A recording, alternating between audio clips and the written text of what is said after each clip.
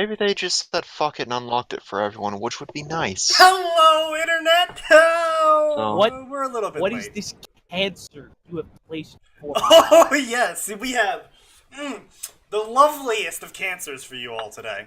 A little bit late, but that's okay. Don't bother people. Don't message them unless they say so. Then it's okay. This is Fanfiction, Contempt, I'm SneakyDevil. Bing, bang, boom. We're all here. Let's go.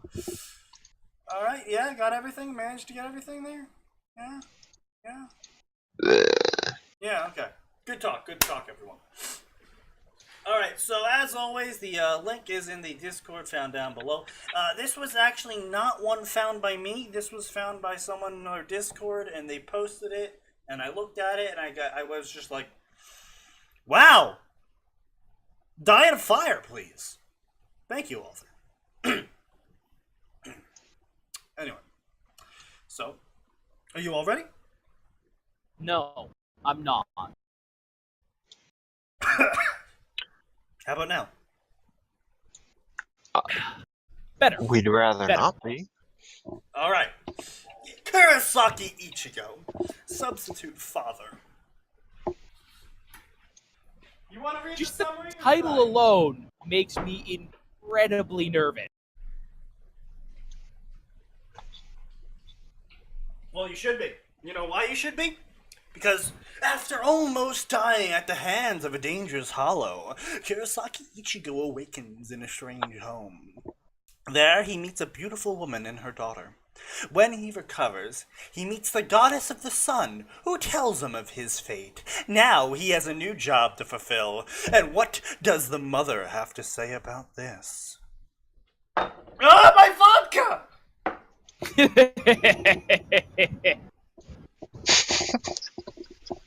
Don't follow it onto the floor, Sneaky. Fuck you, I'm not drunk enough for that yet. I'll fix that readily. Please don't. Honestly, you need more moments like that. How else are we going to keep people coming back to the crap show?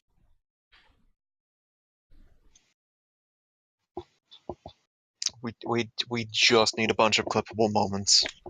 Oh, And I expect we have Sneaky to deliver them. plenty of clippable moments, thank you very much. Just no one's been clipping them. The time that the thing, yeah, you know, the people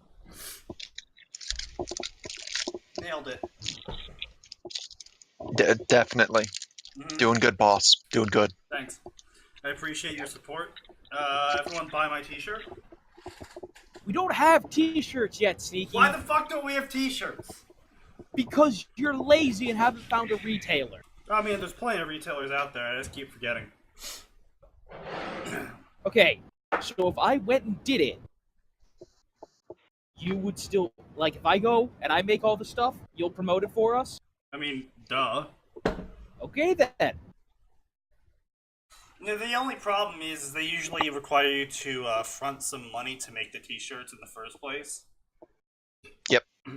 And You gotta be willing to front. we don't exactly have that money right now, so...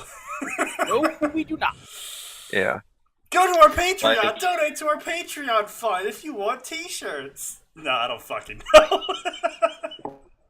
No, honestly, just keep giving us money on Twitch that we can get a payout from Twitch that we can use that to front the t-shirt. I mean, I'll do it. Yeah, sure. Sure, I'll put forward the Twitch money to t-shirting. Oh. Ow. I didn't Wait, think was you were- that your body? Yes! Jesus!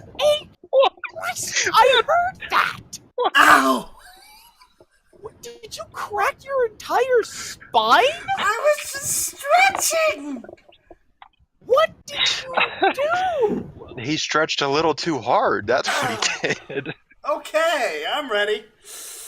Oh my god. Was Chapter that your 1. spine? Your arm? What? A chance encounter. Yes. Can't wait A for god's the stream to hear decision. that. The sound of blades clashing and shouting normally catches people's attention. Fast. But not the blades of these two warriors. To the normal human eye, there was absolutely nothing going on. To those that are spiritually aware, a tremendous battle was raging across the skies of Kyoto.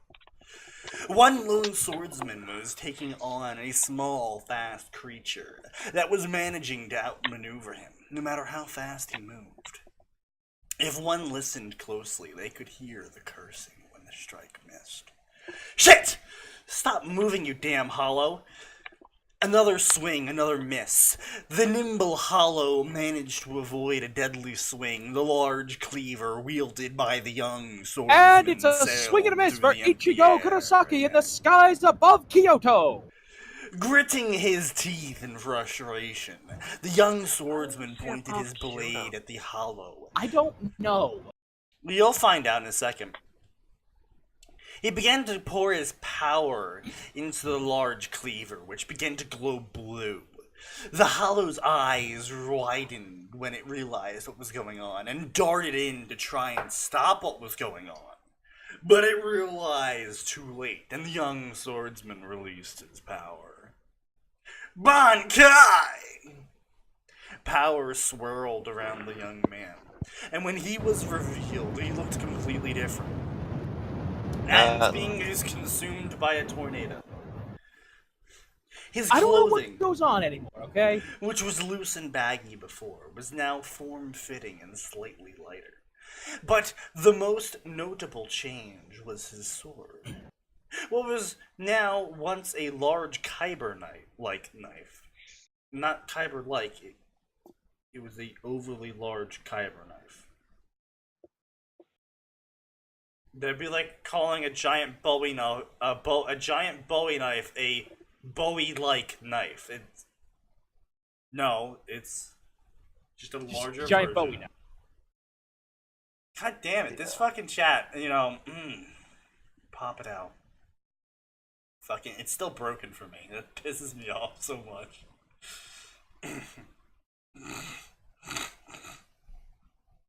Oh. Yeah, you good? You read Dragon Rend? Excellent, Isley. Good. I'm glad you liked it. It's a very good story.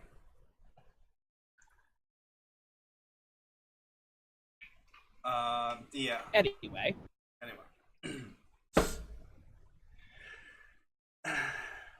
With a sleek, black Daito, he stood there watching the hollow as it closed in. He smirked.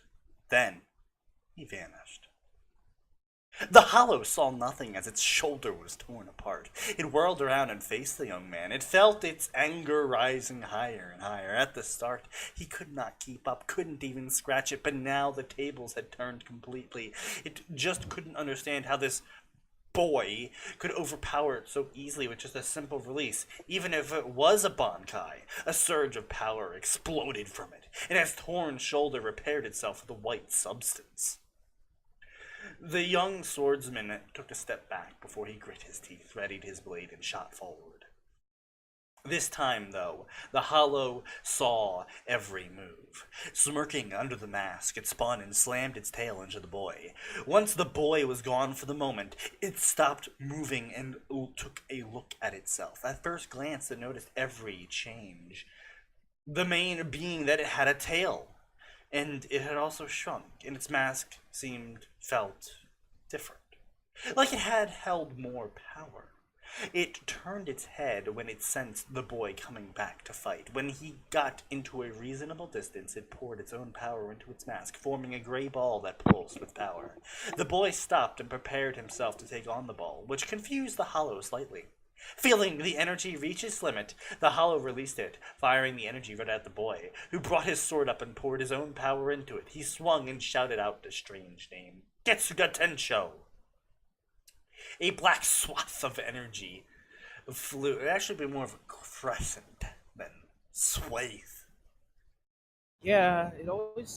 Oh, hey, it's Chrysanthemum, just in time for some YA novel shit. Oh dear. Is that what you're pulling us into here? Yes. Oh, God. Yeah, I hate you. Your fault. Both attacks exploded early, and through the blast the boy shot through with his blade poised to strike. The hollow dodged and tried to swing its tail around to strike him, but once again the boy vanished. When he reappeared, he did so right in front of the hollow. The first thing the hollow saw was the bone-white mask on his face and the black and yellow eyes. He's a hollow? Impossible! The fact that it had just had a coherent thought was lost on the hollow. It dropped out of the way and barely avoided another of those Gensuga tenshos, which shot into the sky and detonated harmlessly. But the sheer power behind it shocked the hollow. I can't get hit by one of those. I'll die. Without thinking, the hollow blurred forward and struck the boy with a closed fist. Both combatants were shocked by the display of speed, one by the sheer pace at which the other moved, the other by the pace which it moved. Isley, you are incorrect. He got the Bankai during the rescue arc. Yeah, he did. He fought Byakuya with it when he saved Rukia. So. Yeah, they gave him his power spike way too early. But no, the thing here is this brings up the point I wanted to bring up right here. So the hollow just pulled an Ash Ketchum and evolved mid-fight, which, by the lore of hollows, is impossible. Yeah, but is that really the thing that we about? It kind of is, because it's an important part about what's about to happen. Oh, okay then. Yeah, so this is my problem. This whole story is based on the premise that a hollow evolved mid-fight without having eaten any more souls, and in fact having lost power to an attack Ichigo did, because it was angry. And this evolution sets up the rest of the story. I mean, that's dumb. But Isley raises a good point, which is that a normal, a bog standard hollow shouldn't be any kind of problem. Yeah, well, I'll tell you guys in a second what happened. With a last-ditch swing, the boy launched another high-powered Getsuga at the hollow, who was still shocked by the sheer speed of its movement, was caught unaware. It took the attack head-on, and it knew it wouldn't survive, so looking at the boy, it powered up another one of its own energy attacks and launched it before the attack consumed it. The boy, too, was caught unaware, and he was thrown at a violent speeds towards the ground. Without being able to right himself, the young swordsman crashed straight through the roof of the castle, located within a large estate within the city of Kyoto. So, in case anyone's curious, the hollow evolved into a Vastolord. No, I understood that. Yeah, the hollow went from hollow, skipped past Menos, skipped past the Judicas. Or at least I assume it skipped past the Judicas and Menos, because a Judicas can at least think. And the author was like, oh, it's thinking now. Which means that it wasn't really thinking too much before. Which means it was more or less just a really strong, fresh hollow.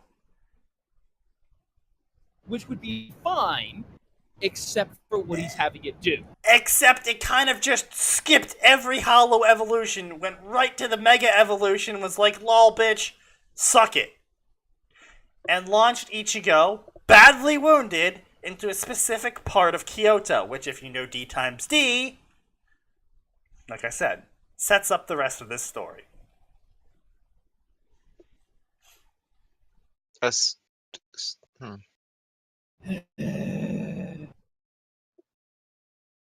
Inside said castle, pain! There was only pain. It was sharp, throbbing, and from the feel of the wetness, very bad.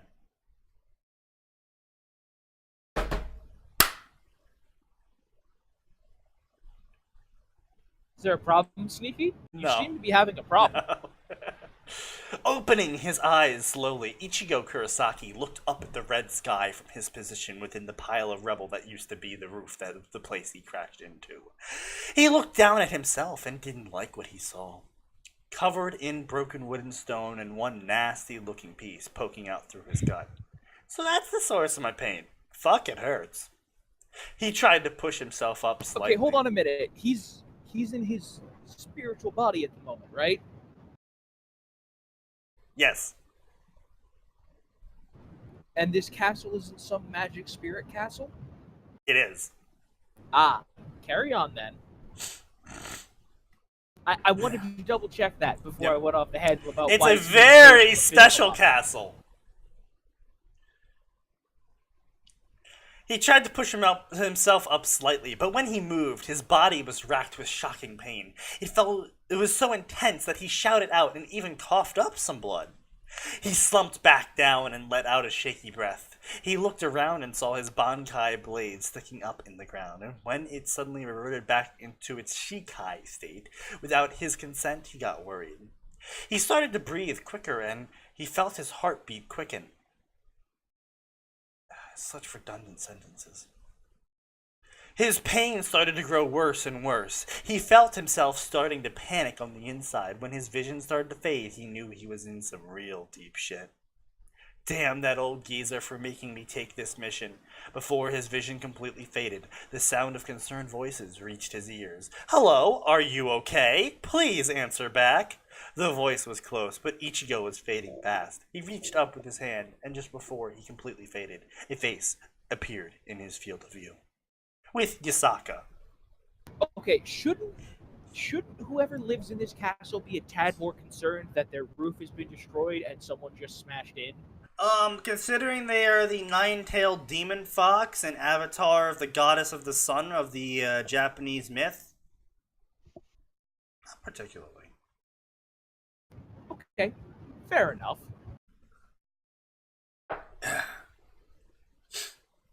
Quickly, over here, I found him!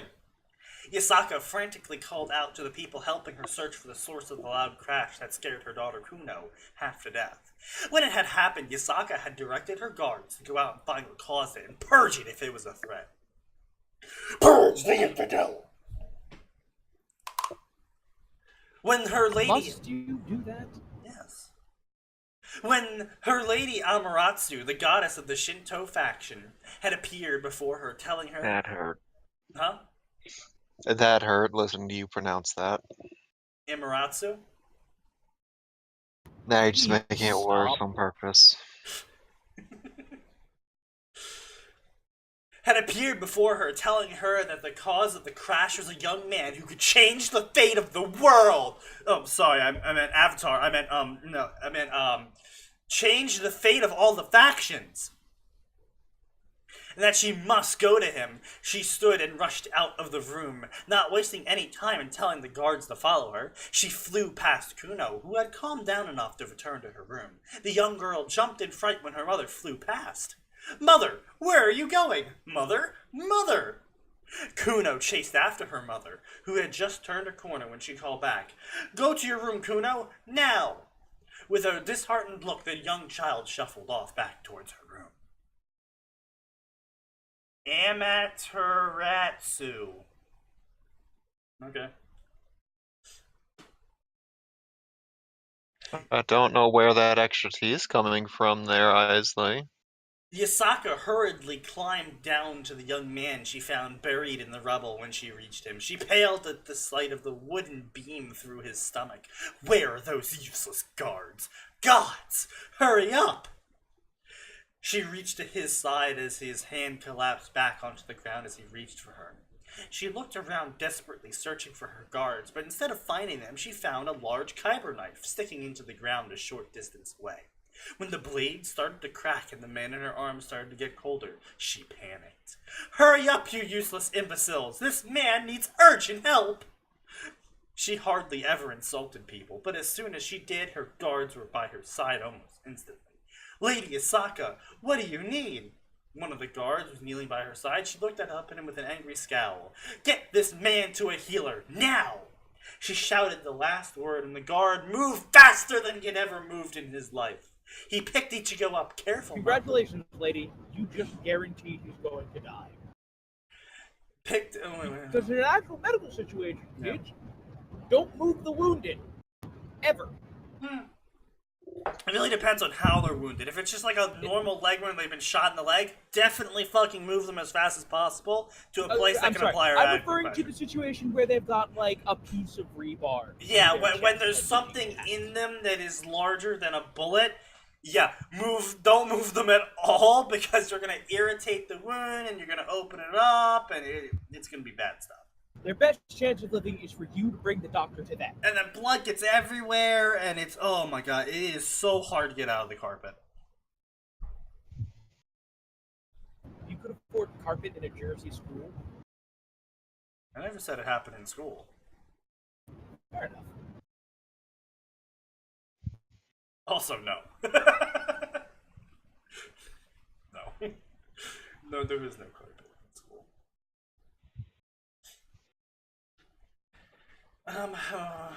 Careful not to wound the worst in the wound. Disappeared in a flash. Yasaka, now covered in blood, moved towards the kyber knife. She stood before it and realized that it was almost as tall as her. She placed a hand on its hilt and was surprised by how soft the cloth wrapping was. She grabbed it firmly and pulled. The blade felt like a mountain in her hands, and she wasn't weak in the slightest. How can he wield such a heavy weapon? She placed her free hand on the flat of the blade and whispered to it, I only want to take you to him. Please, O noble Zanpakuto, would you let me do only that? She was surprised at how the blade seemed to hum in response. Suddenly, the blade was light as a feather, and she could easily pick it up. I bet even Kuno could pick up this blade. She faltered in her steps slightly when the cloth on the handle seemed to elongate and wrap itself around the blade, forming a scabbard out of itself. Humming in appreciation that she didn't have to carry a bare blade anymore, she placed the weapon on what she presumed to be the most comfortable spot, her back. The blade seemed to hum once again. A voice suddenly spoke to her. Listen up, lady. King ain't around for now, so we gotta make do with you. Don't think that even for a second that I like this. That geezer may be comfortable, but I sure ain't. Take us back to the king. With that, the voice faded, and Yasaka was left searching left and right for the source. And when she couldn't find it, yet another voice spoke up. Do not fret, Lady Yasaka. He means no harm with his words. Like he is just worried. Think of your answer, and we shall answer as best as we can. The voice sounded older and wiser, and Yasaka turned to look at the blade on her back. Okay, hold up. So she knows enough about Zanpakuto to know that he's a Shinigami. Right. That the giant knife is his Zanpakuto. Right. But she doesn't know enough that the weird voices talking to her are clearly from the Zanpakuto. Well, to be fair, that's not canon, so how she could possibly know that, I don't know. You do make a good point. Yeah, considering Zanpakuto can only talk to their wielder because of the soul connection. It's almost like this makes no sense. Yeah, it's almost like we're getting to the part that had me incredibly irate with this story. Yeah, I know, Chrysanthemum, that's the worst part. It lulls you into a false sense of security that maybe this story isn't too bad. But just you wait. Oh, just you wait. Because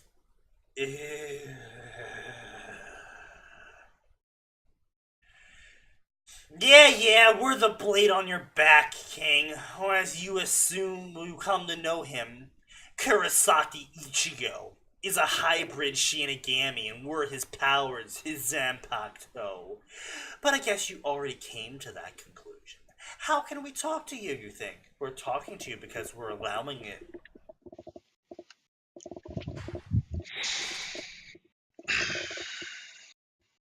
Yeah. The author literally just said, fuck you, that's why this is happening. Who are we, you think yet again? We are Zangetsu. This part of Zangetsu seemed more violent and more prone to emotional or angry outbursts. With Yasaka, her questions answered before she could even ask, let out a sigh and started moving in the direction of the turbulent Ryatsu now permeated the walls of her home. With Kuno, The young Kyubi let out a sigh. Her mother had just gone racing off, and now the guards are all on high alert. And one of those guard, Yep, just one of those blazed, guard. one of those guard, just blazed a new trail and set a new record for speed in the hallways. But the scariest thing was that when The scariest thing was that when the guard went past. Holy shit. Whew. Having a problem there, Sneaky? No! Too much potato juice? No! Think it's time to put your potato juice down now. You're right. And leave it down. Oh. And Yeah. I'm not saying put it down your throat, by the way. Damn it. She sat at her desk, her tiny legs dangling over the seat, swinging back and forth. A knock at her door caused her to jump.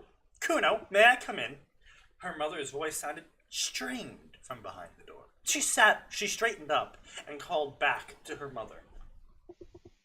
Yasako went to step in through the door, but jerked to a stop. Kuno was watching her mother as her mother let out a sigh, something she never did, turn her body, and step through the door. But what Kuno saw was the massive cleaver strapped to her mother's back. She pointed at it fearfully. Wait, why would she have to go? Why would she be scared of the sword? No, why would she have to go through the door sideways? You've seen how big Ichigo's knife is, Yeah, but it's right? on her back. Right, but if Hang it's on. angled wrong, like the hilt or the tip of the blade should be kept on the edge of the door I see that. easily. Ichigo himself is 5'9", and his sword is maybe 3 inches longer than he is tall, so at best she'd be dealing with a 6-foot sword. Yeah. So, Translation: wider than a doorway. alternatively, like, the way Ichigo angles it, he doesn't have to do that shit. Yeah. I'm sorry, but, like, your point is immediately disproven. Maybe she's Just based on what worried. the character go through does. doorways with that sword. So I would just walk through. No, I'm saying, how often does he go through doorway? Like, I don't think I've seen him in the show go through a doorway with that sword on his back. I think he's gone through at least one. Pretty He's sure. also at least gone through one. skinny-ass hallways. Anyway, so Like, Isley remember just the said set in of stairs response to your to question, Shukaku? Atin, Got through that. That's true. Isley says maybe she's worried her mother is about to become Itachi. No, that was Max who asked That the was question. me that asking was that, you? and Okay. oh man, if the author were to commit to something like that, oh boy. See, unfortunately, Isley beat me to it. See, I was gonna make an Abraham and Isaac joke. I wouldn't have gotten that. Oh wow. Wow. No. Oh wait, Abraham's the guy who was gonna kill his kid for God. Right. That's the one. And then God's like, no, dude, stop. That was just a prank. Holy! I didn't think you were gonna do it. What is wrong with you? It's like, yo, okay, listen. Props on you for actually putting me before your own family, but dude, that's your kid. What the fuck? Anyway, enough Bible probably- jokes. Mommy, Yeah. what's that? She accentuated the pointing with intense shaking. Her mother let out another sigh and motioned for Kuno to move to the bed while she took the chair. Of course, the child exaggerated her movements by bending away excessively from the blade that was sheathed and nowhere near her in the first place. Yasaka smiled for the first time that day at her daughter's childish actions. Once Kuno had jumped onto her bed and grabbed her pillow to use as a shield, Yasaka began to kill her. I'm just kidding. And story's Okay, over. so they put in a joke about her getting stuck on the doorway, but they're not gonna put in the joke about her not being able to sit down. Yes.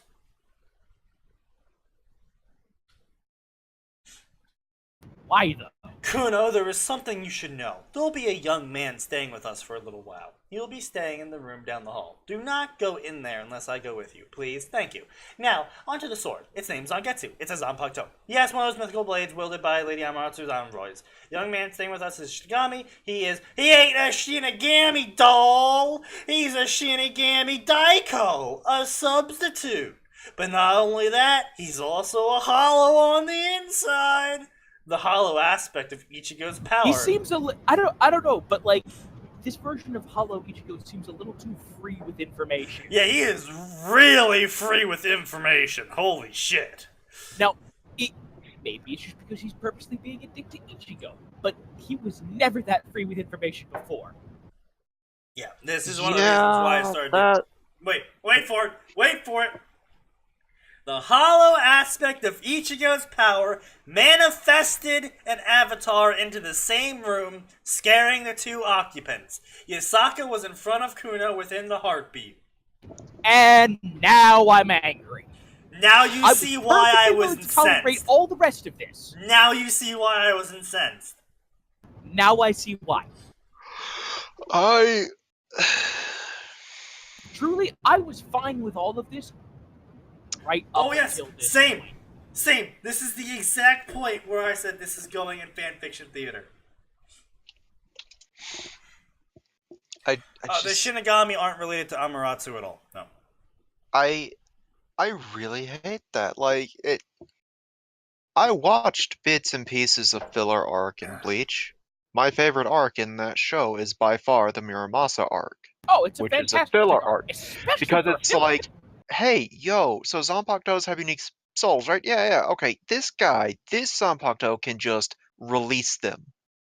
And, enslave them as they can't normally do that. They don't have a physical form like this without his power.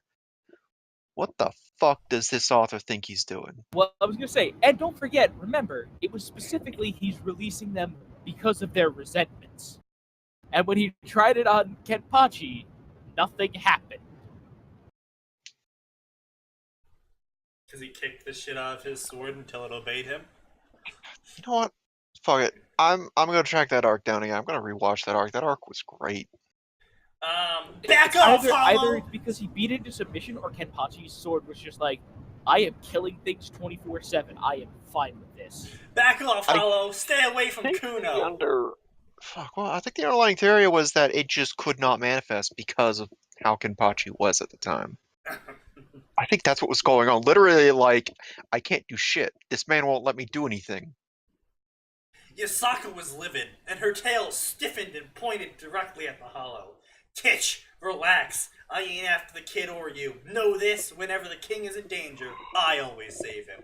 And right now, I'm itching to take full control and tear my way through this place to find that thing that probably didn't get away from the final Getsuga. But seeing how the king would probably kill me literally, I'd probably rather not risk it. Don't worry, I'm placid. Here, I'll even swap with the old geezer. With that, the Hollow really did vanish, and in his place, the old geezer, as he called, appeared. Yasaka grew furious as soon as she saw his face. Juha Botch! What the hell are you doing here, you monster? Yasaka was livid before, but now she felt absolutely murderous. Standing before her was Juha Bach, the Quincy Emperor. Relax, Lady Yasaka of Kyoto. I am not here on behalf of the Quincy. I am here to thank you for saving my wielder's life. You see, my wielder, Ichigo Kurosaki, my wielder, does not know my true identity. The Hollow you met before does. I am afraid, Lady Yasaka, that your watch, the man who I am to become, will find out about Ichigo and take him to Van der Reich, even by force. I ask you this of you not as Juhabak, but as Zangetsu, a simple Zanpakuto, belonging to the young Shinigami. With that, the old man bowed his head. Yasaka was still weary, but this man standing before her was not the same man who appeared before her 500 years ago. That man was cruel, violent, and inherently evil. He was also a powerful man, even after his defeat at the hands of Genru Sai, Yamato Shinakaikuni, the head captain of Gotai 13. I just want to point out, like, Juha Bach was not a violent, cruel person. he was a dick, but he wasn't violent or necessarily cruel. Is this author okay? Do they understand how? Wait for it. We're getting to the YA bit. Wait for it. Why? Tell me one thing and I will trust you, Bach. Who is Zangetsu? Yasaka was surprised when that Bach smiled. He looked directly into her eyes and held her gaze. The Hollow. His true name is Zangetsu. I tried to keep Ichigo away from fights, because your watch will eventually face off against him. Yeah, that kind of retarded logic. That was actually canon. Yeah, I know. Will die. Tell Amaterasu-sama that I am sorry. With that, Bach faded, but not before, so without parting words. Tell Ichigo none of this, Lady Yasaka. Only that when he is ready, I will meet him within his soul, and there he will know. With that, he was gone. Yasaka was left pondering on the words Bach had said. Yasaka will return. And Ichigo, he is something. Someone who can change the fate of the world. Avatar intro plays.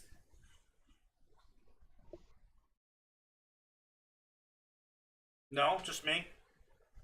Just you. I just don't care anymore. You were right, Amaterasu-sama. Shinigami are scary. I mean, like, they show very clearly that people, Shinigami like Ichigo, are like exceptions to the rule. So, Yep.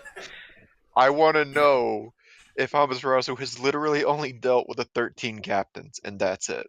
It's possible. If she thinks Shinigami are scary. Alright, so, lowdown on Bleach. There's, 4 factions. Humans, Hollows, Quincy, Shinigami. And so the Shinigami are a bunch of pricks who killed each other like barbarians for a really long time. And then this one prick with a really long prick who caught fire said, "Hey fuckers, I'm in charge now," and kicked the shit out of everyone until he was in charge. This is accurate so far. Carry on. And then all the Hollows eat the humans. And the humans just kind of died all 3 factions. And then the Quincy were like, "Hey, we're humans, but we shoot light spears from our hands with technology, aka prayers and shit, with sort of cross-like stuff. Also, we're from Germany, we're gonna start a crusade." And then the Shinigami were like, "We don't like you," and so they killed them all. Because you're throwing the natural balance out. You forgot the part where it's like, oh, Yeah, you're not purifying souls. You're just destroying. Yeah, you're straight up ignoring the fact that they were completely fucking with the natural order. Well, that's just Blatantly. what they claim. We don't actually have any. We've never actually been presented with any of that. You are correct. The justification was that they were messing with the natural order. We don't know how true that is, but that's the stated justification. Yes.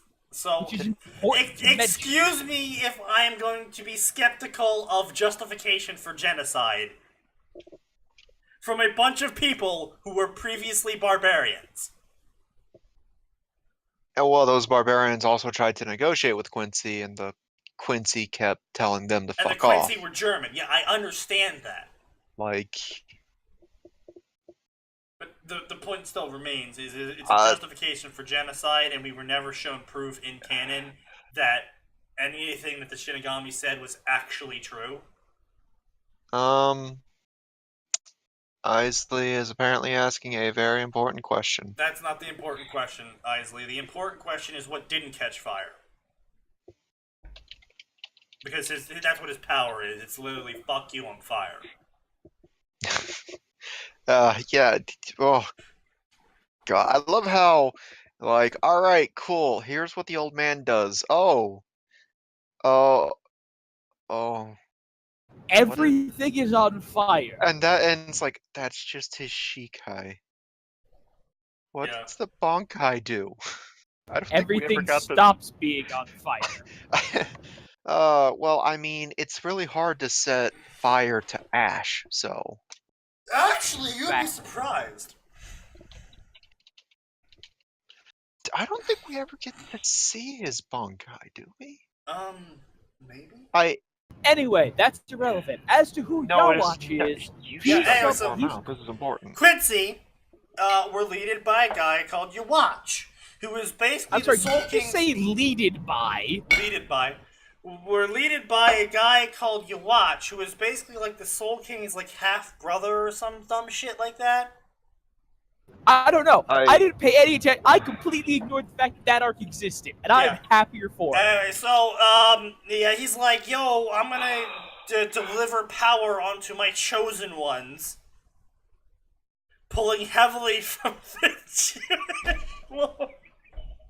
I'm sorry, but seriously, how can you not draw that? Like, Anyway, because, you watch Yahweh, anyway, everyone's drawn that. Yes, we know. He made it so fucking obvious. Anyway, so, I wouldn't even say he made it obvious. I would say he just said it. yeah. Why are there 52 mentions of Soul King on his fucking wiki? Wait, y'all watch? Yeah, there are 52 mentions of Soul King on Iwatch. Yeah, Because it's all he's about the very time his closely plan was to tied murder with the the Soul whole. King. He wants to murder the Soul King to become like the new Soul King or something. It's really fucking stupid. Point being, he's basically literally the Jewish god, and he's omniscient, omnipotent, all that fun stuff. Lol, you can't touch me. I'm just gonna rip souls out of people and empower myself with them. Basically, take the space whales from Worm, combine it with Yahweh from the Jewish texts, and that's your watch. Am I wrong? Again, as far as I know, you're not wrong. But again, I paid no attention to that arc, and I am a happier fan for it. Yeah, and anyway. And I say the space whales because he does the whole giving powers thing, and when the people die, he harvests that newly evolved power. Yeah, so. Oh. Yo, he just straight up committed patricide, apparently. Oh, so Soul King is his father. Yeah. Jesus, dude. Oh, so he did get away with killing the Soul King? Oh, yeah, he did, and absorbed the Soul King as well. So then I Wow. assume Ichigo killed him and became the new Soul King? Yeah. No. No? No. What was it? Is something about, there's a specific power Quincy's have that Ichigo didn't have. So Uryu, of course, immediately triple crosses, and then they get to kill him, and then we get a 10-year later epilogue where everyone's OTP was either completely destroyed or vilified. So wait, what were the OTPs that were destroyed or vilified? Well, Rukia and Ichigo fans were fucking devastated, while Orihime Ichigo fans were ecstatic, and Richie Rukia were ecstatic. And I don't know who But else. those are the worst outcomes! I guess Chad Orihime shippers, as few as there were probably really sad. On the bright side, though, Chad becomes super famous as a fighter. Good. Okay. So at least he made something of himself, the poor guy. The poor Mexican in Japan? I don't even know why the fuck that was a plot line. Who was specifically told to use his fists for good and not beat people up for no reason with them. And then for some reason his grandfather is in the Japanese heaven? Also, his grandfather is for some reason, like, the greatest dude ever, and there should have been a show about him. Also, apparently all the hollows are also Mexican? I don't know what's going on here, and I'm really confused. What I'm hearing is, Chad's going to become the most powerful So hollow the German, the Japanese, and the Mexicans get into a world war. Well, I mean, like, And then the theoretically, Jews show up.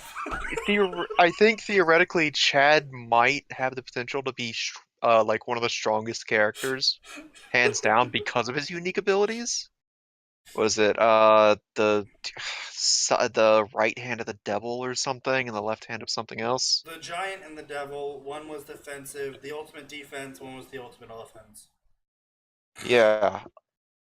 Some shit like that. He was literally both the unstoppable force and the immovable object. It was so fucking great. Uh, oh yeah, wait, that was actually a named move? What? The death? La Muerte? No, Chad Catapult, where he just I'm throws his sorry, ally what? at an enemy. Chad Catapult, a technique used by Chad to launch an ally into the air. They named that move? The bleach powers make less sense the more you think about them. That's the point. Think about it very Oh hard. my god. Yeah, no, that's an official move. The official character book named that technique. Okay, listen. If the list of if the thing that your character does appears on the list of things XCOM soldiers are not allowed to do, rethink it. Oh, that's right. I forgot. Chad was a Fullbringer this entire time, Yes, yeah, except he's way surprise. more What? terrifying. Yep. What? This entire Oh my time, God, that's lame. both Chad and Orihime were both Fullbringers this whole time. And so was Ichigo. But that was buried underneath his Quincy power, which was buried underneath his Shinigami power, which also was sort of semi-buried underneath his Hollow power. So technically, he was 4 different powers at the same time!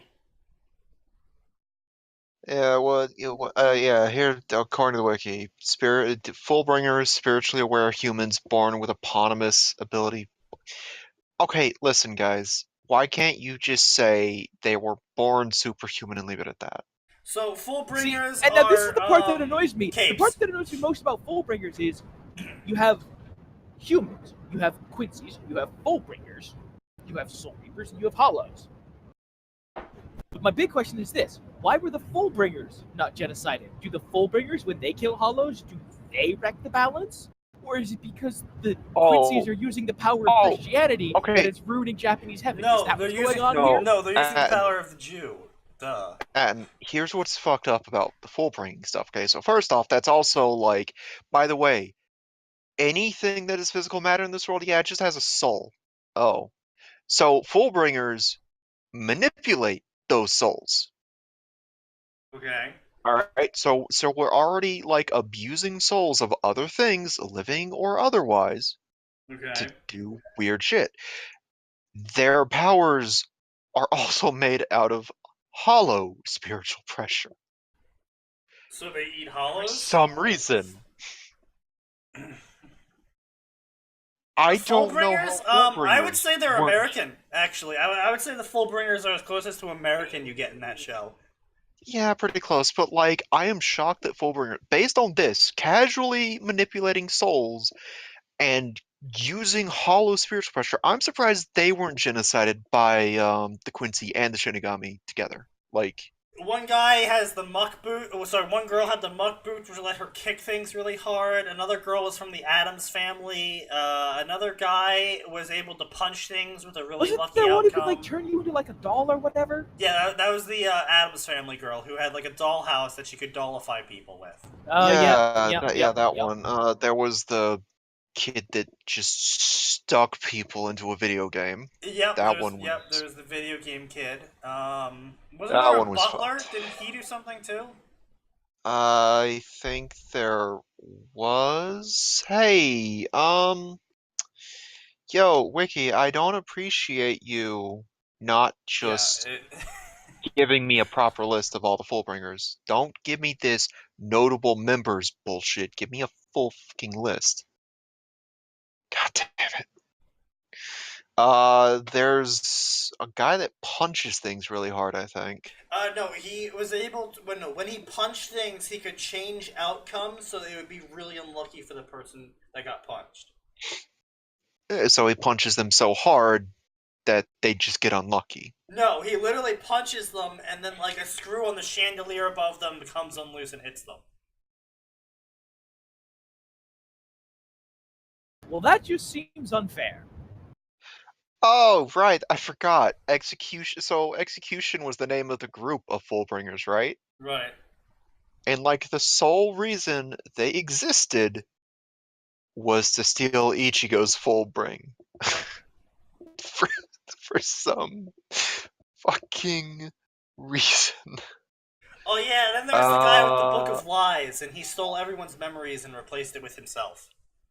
The Book of the End. I'm sorry. Time You mean Tells the No guy Lies. who was lifted straight from the plot of Kingdom Hearts: Chain of Memories? Yes. Oh yeah. Here's the butler.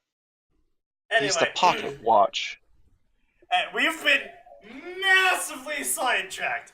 But point being, you understand Bleach now. Honestly, we should really sit down and do a So This Is Bleach and So This Is Blank series so we can point people to watch that. Because some of the shit we've said trying to explain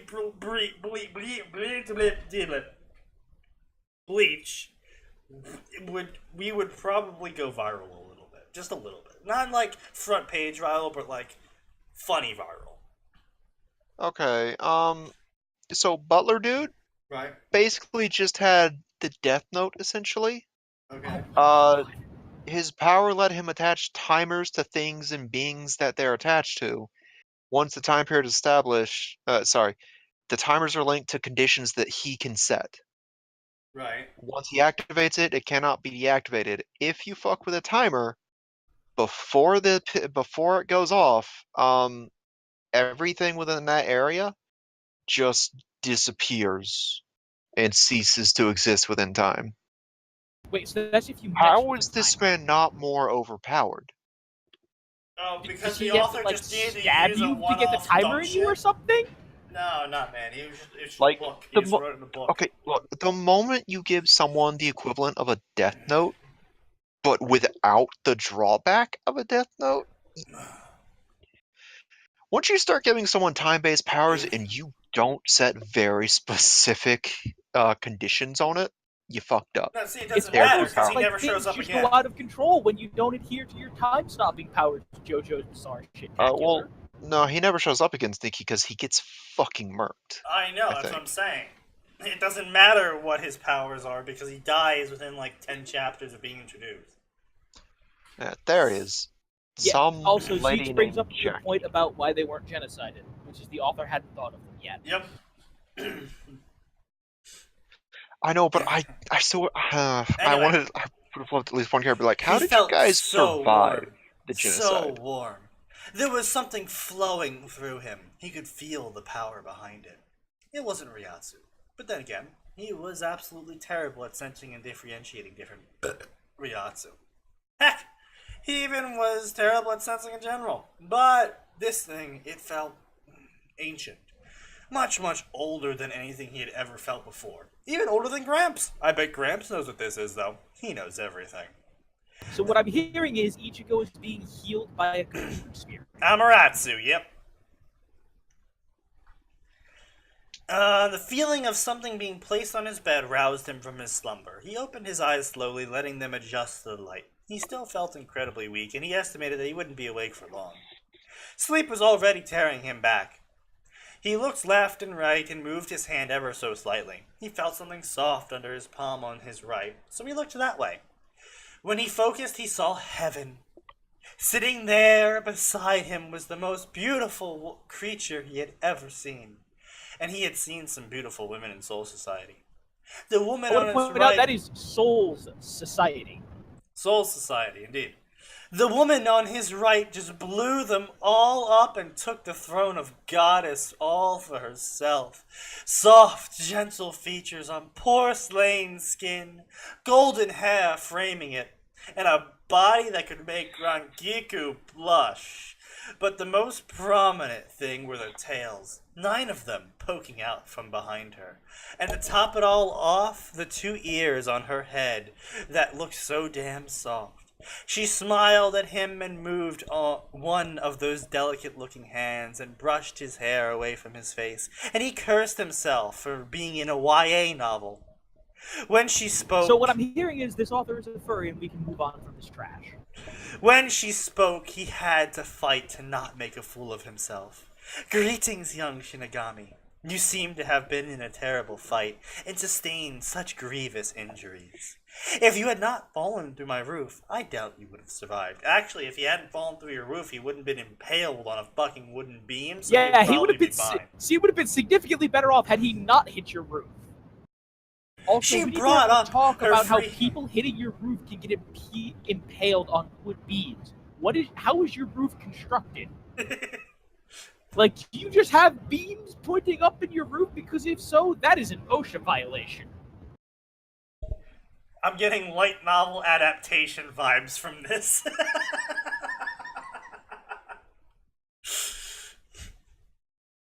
Possibly. She brought up her free hand and covered her mouth with her sleeve as she let out a giggle at Ichigo's pale face.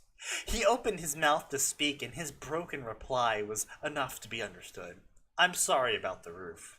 He coughed and felt some bile rising. He went to speak again, but stopped when she placed a delicate finger on his lips. "Don't speak just yet. I wasn't kidding about the injuries. You were close to death when I found you." It was adorable as you reached out for me. She gave him a teasing smile. Shouldn't your healer have, I don't know, sedated him? She gave him a teasing smile, and Ichigo blushed. But he found himself oddly comfortable, and spoke even though she had told him not to. "My name is Kurosaki Ichigo." She frowned when he spoke, and he felt a pang in his chest, but she let out a cute sigh and smiled again. "I bet you would have woken up and charged right in the middle of dinner just to introduce yourself to me. It's a pleasure, Kurosaki Ichigo-san. I am Yasaka, Princess of Kyoto." At the same time with Yasaka, are you ready for the female perspective, everyone? No. Oh, no.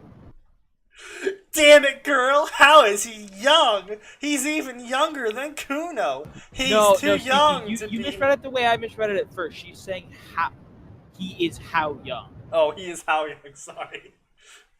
Don't worry, I messed it up too. I had to reread it. "He is too young to be thinking, is that a six-pack? Oh!" Yasaka was having a mental breakdown. I'm sorry. I'm not sorry. No.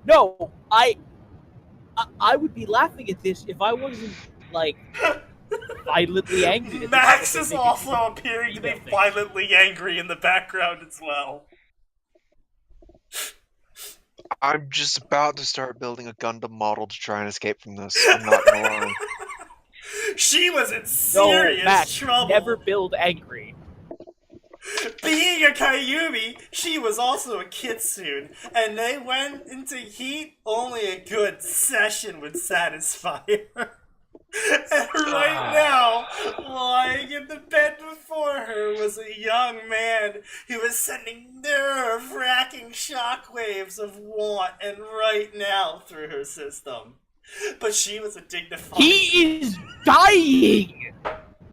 But she was a dignified wrong lady with you, Arthur? and wouldn't let such lowly emotion as want get the better of her.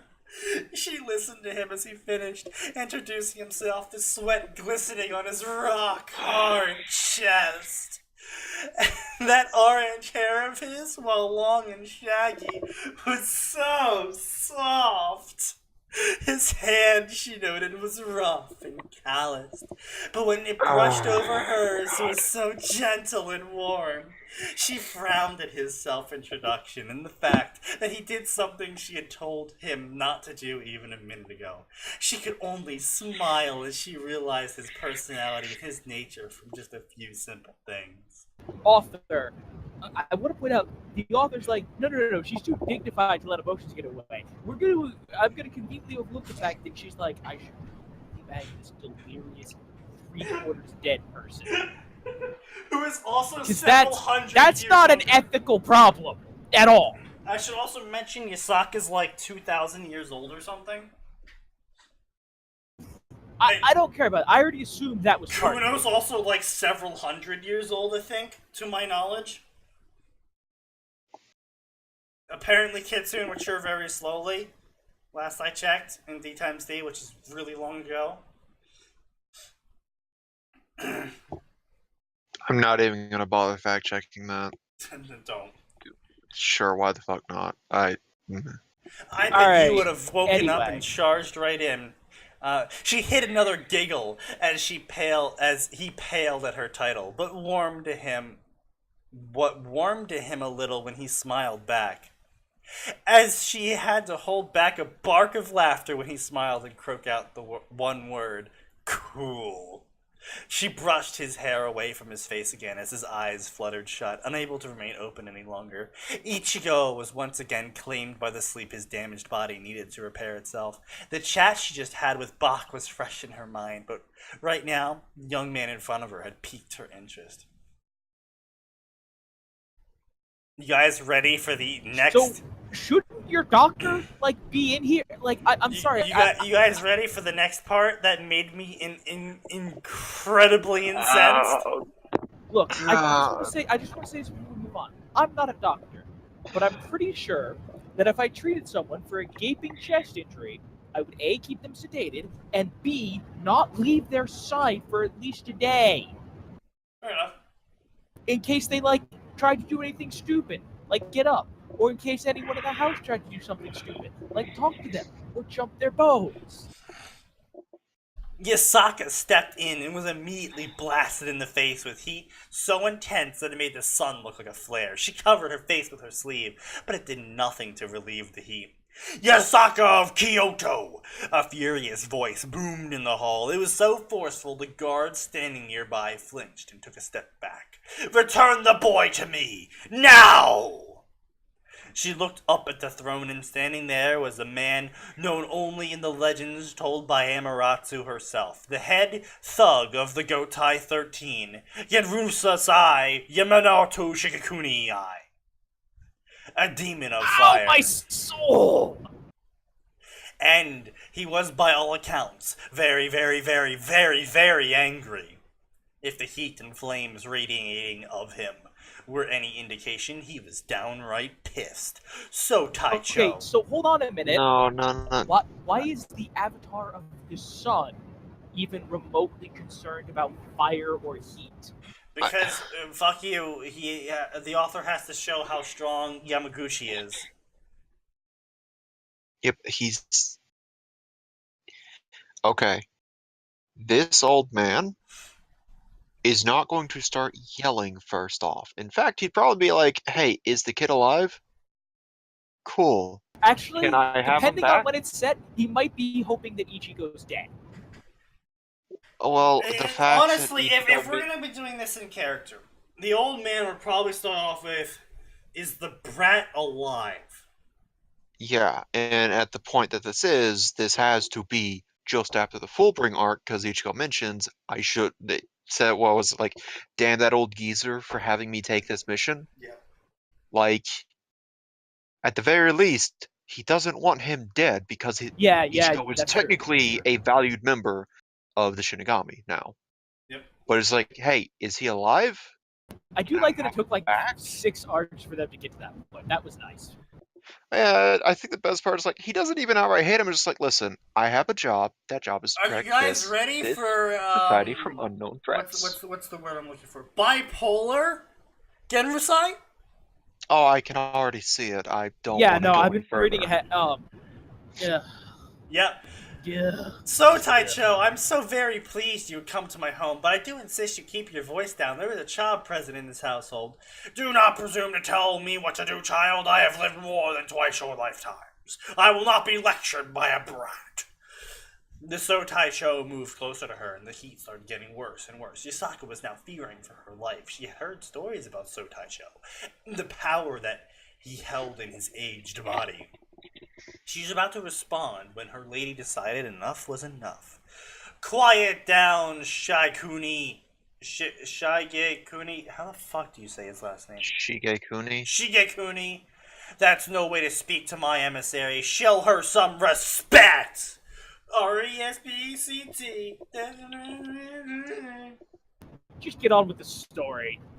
Amaterasu had appeared behind the ancient force of nature. Wait, wouldn't she be the ancient force of nature? Yeah, that's what I thought. But apparently not. I mean, he merely turned and began staring. I guess the author could be trying to use it in the sense that, like, oh, that person's so old, they're practically a force of nature, or they're so powerful, they're a force of nature. But They and while that's fail. totally perfectly fine, it doesn't work when you're using the literal god of the sun in your story in the same line. Yep. He immediately turned and began a staring contest with the goddess of the sun. All of a sudden, the flames vanished and the heat dispersed. So Taicho turned to face her and bowed. Forgive me, Lady Sokka. I have forgotten your status. Please accept my apology. Yep. Look at that turnaround. That's how people act, right? They come in raging, pissed, spitting fire, literally, and then a god shows up and they stare at them really hard, and then they turn around and apologize. Well, no, there are some people that actually do act like that, but this is not one of those people. That actually made me mad. Good. That is the point.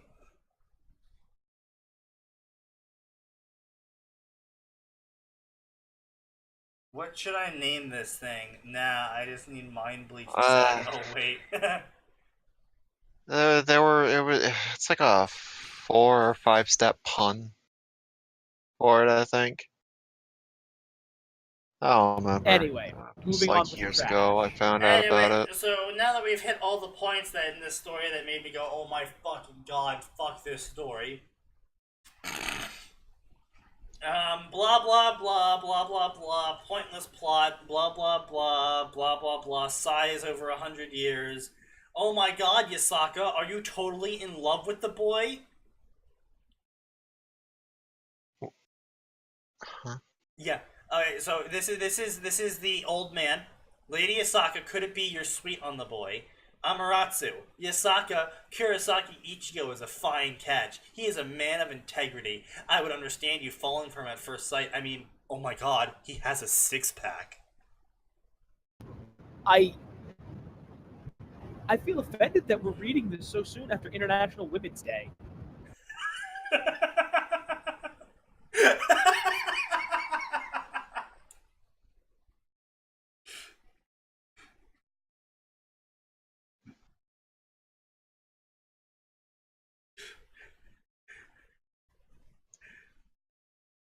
Oh my god, you're right. I totally love him. Don't worry, he's totally awesome. Don't worry, his prudishness can be fixed in time. He had a smile on his face that was grandfatherly. Okay, correct me if I'm wrong, but I don't think we ever saw Yamamoto even remotely bring up sex ever. No. No. And in fact, based on the way his character acts, I get the distinct feeling that anyone who attempted to do that with him would be like, do you see how old I am? I don't have time for you right now. Go away. Yasaka, you inform Ichigo that I want to speak to him. 3 weeks later, blah blah blah, Kuno's in his room. Oh my god, I'll get my mom. Hey, are you okay? Yasaka was sputtering after he caught her in a loving embrace as she was about to fall. Oh my god, he's not wearing a shirt. Oh my god, I can't take much more of this. Oh, give me the strength before I rape him. This is not okay, author. This is not okay on many, many levels. I think we've actually just triggered Chrysanthemum with this story. Kurosaki, I'm glad you're awake. You've been here in my care. My mistress wants to speak to you. I'll be waiting outside. Excuse me, I'm ready. Please follow me. Hey, King. Oh my god, look at that ass. Look at that ass. Oh my god, look at that ass. It's perfect. Can I touch that ass, please? Can we just get on with this piece of trash? I am. I'm skipping to the good parts. Shut up, Hollow. I won't let you look at her like that. The Hollow just cackled and left. Mommy, we have company, Kuno. I'm Ichigo. Hi, I'm Kuno. Later, okay. Just like Yuzu, he smiled. Yasaka looked dumbstruck at him about how he managed to deal with Kuno. Normally, she would cry and run away, but here she was placated and happy. She shook her head and decided to wrangle answers from the boy later. Let us continue. Why aren't you following me? Enough of that. It's Ichigo, not Kurosaki. Okay, but only if you call me Yasaka. Okay, Yasaka. Yasaka found herself leaning against the wall for support. Oh, he sounds so sexy saying my name. Would it be so wrong if we were to have sex right here? Getting more and more upset. She cut off that train of thought as her daughter was still present. God. She could. This is how romantic relationships work. How old is this author supposed to be? I'm just going,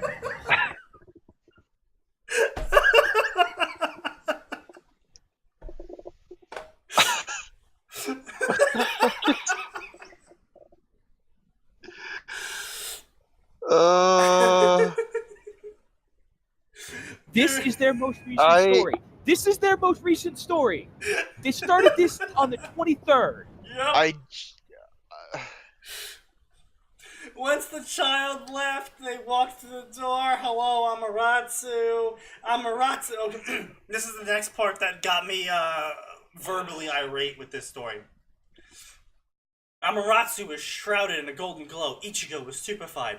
Amaterasu-sama, it's an honor to meet you. Forgive me for being brash, but why am I here? Okay. Ichigo would never say, forgive me for being brash. Being brash is practically his personality. That's the second Yasaka wedding fic. No. The other fic you're thinking of is the fic that I recommended, which is Do Me a Wrong, in which Ichigo gets married by Amaterasu to Yasaka, and he's actually pissed about it, because that's how Ichigo would react. Yeah. What the This author has I don't know anything about the DxD characters, but holy shit, do you not understand the basic personalities of the Bleach characters? You don't even need to understand personalities in this story. Like, if this story was just completely out of character personalities, I would tolerate it. But it's not even out of character personalities. It's like, I don't know how people interact. I don't know how romance works. Kyuubi in he. Also, I don't understand how women think, so I'll just write what I think they think. Yeah, exactly. And be horribly, horribly wrong. I'll just write what I see in my prawn. That's what I'll write. That's how women act normally. I've read better BDSM erotica. I'm not gonna ask. I mean, it's pretty self-explanatory. Yasaka, this involves you. I have made my choice for the two of you. I'm going to marry both of you, and I'm not letting this up for discussion. You are now married. Become acquainted with each other. And then she was gone.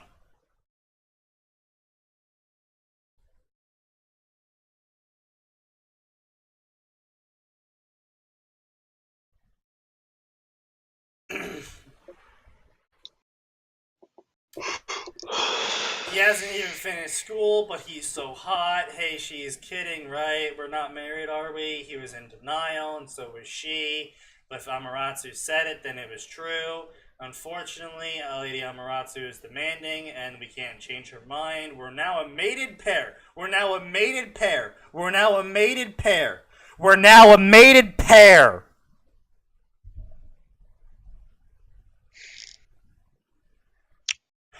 So I don't know how it works for Shinigami. On a deep personal level, blah blah blah. I am now your wife. Please take care of me. Oh my God, she's my wife. Yeah, please take care of me as well. Yasaka was screaming like a girl on the inside. I'm getting married! Yay! I bet he would look handsome in a tuxedo.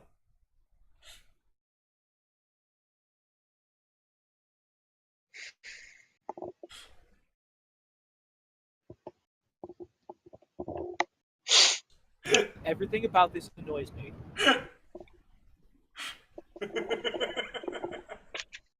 You know, I could rebound a couple of ideas with just the title that would have been far more entertaining than this, I think. I think Oh, Substitute yes. Father had Yes. so much potential. Like Kurosaki Ichigo, Substitute Father. Let's just make it a humor. Yeah, sir. Start Humor Oh yeah, things, gotta okay. be humor. Let's say, let's make Kurosaki. Let's make him the father of. I don't know. Let's say he becomes the adopted father of Sneaky. Are there any orphans in the main cast? Well, I was not even like no, not in D times D. Well, no, there is in D times. Okay, there is a couple orphans in D times D. There's Yeah. there's basically the entirety of what's the face main Boob Chan's peerage. I'm blanking out her name. Rias? Yes. All right. Yeah, pretty Wait, much all she's of an Rias' orphan? peerage. No. Rias is the only non-orphan in the entire peerage. Okay, hang on. Is the peerage the group of people that she's been collecting? Yes. Or okay, so just like make him the father of Koneko, Yeah, that would be fun. and then have the appropriate Ichiko reaction of "What the fuck do you mean he's trying to put you in his harem?" No. Or Even go better, outside Kurosaki D-times-D, Ichigo find some substitute other orphanage. And literally Wait, no, every no, orphan in the main cast gets sent to this orphanage, and he's in charge of them all because he's spiritually aware. Sneaky, I have a better idea. He's the one running Roman's tax haven. Get the fuck out. Well, we're gonna make this a triple crossover, Atin. Ruby, DXD, and No, I clearly. wasn't planning on including No, DXD. Or Clearly, just include Ruby, DXD please. too. No, if we're gonna do Just this, it Ruby, has please. to be the multi crossover. It has to be every orphan character from everything but One Piece. Yes. oh, fucking Harry Potter's just having breakfast with his adopted sister, Koneko, and And his they're both adopted trying to ignore their annoying adopted brother, Naruto Uzumaki, who won't shut up about how he's not eating ramen. And Sasuke is brooding in the corner. Hold on, Max, hold on. I gotta go figure out which Gundam protagonists are gonna be in there. God fucking damn it.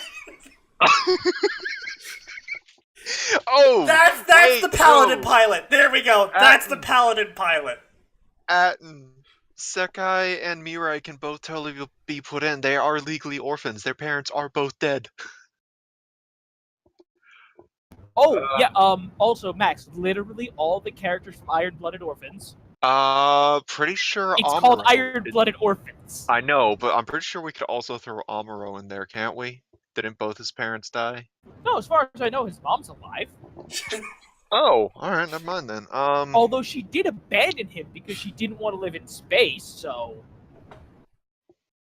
Still I has mean- one living planet. Dahiko Myojin.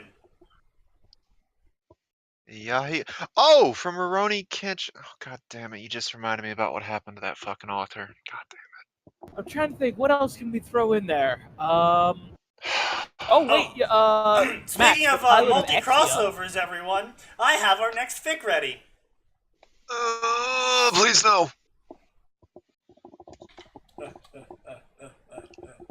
Oh, Chris, you didn't know. Yeah, he was arrested for holding child porn. Not animated child porn.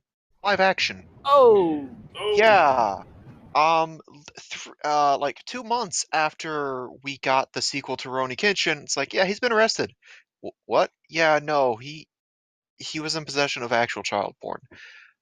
that's... Oh. That's, well then. That... Mm-hmm. Okay. Oh, hey, Max, I also realized we could put Marth in there, because his parents are dead. Oh.